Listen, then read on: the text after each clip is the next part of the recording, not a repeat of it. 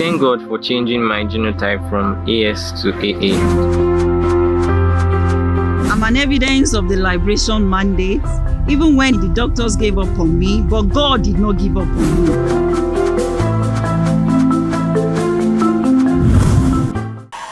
Your name and what God has done.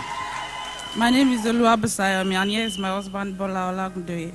I'm here to say thank you to the God of wonders. I got pregnant 2022 after that, and I lost the baby to premature labor at 5 months in September, right before we moved to the UK. I joined this church in 2023. I got pregnant again. I lost it at 4 months and 3 weeks. I was told it was because of cervical incompetence. I got pregnant early 24, had a minor surgery, like a cervical sacrilege, in place to prevent another miscarriage, only to lose the baby at 4 months and 1 week in July. I have not had a totally happy birthday since I got married due to miscarriages. The consultant had told me there was nothing wrong with the sacrilege, and I was waiting to the theater to remove the stitch so I could go into proper labor. It felt as though there was no other way I could have a baby by myself. I got tested for lupus and various autoimmune diseases, and it was negative. I couldn't pray when I got back home due to postpartum pain with no baby.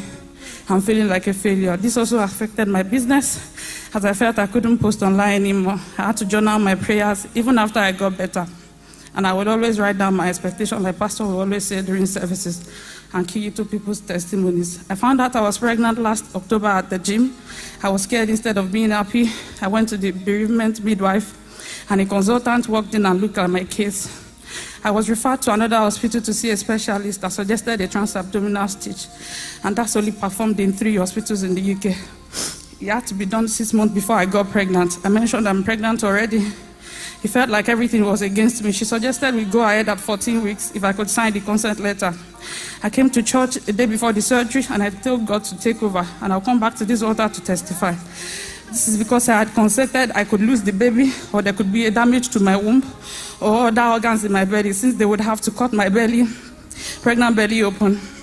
The surgery was successful without complications, and I dreaded the regular time I had losses, but God showed up.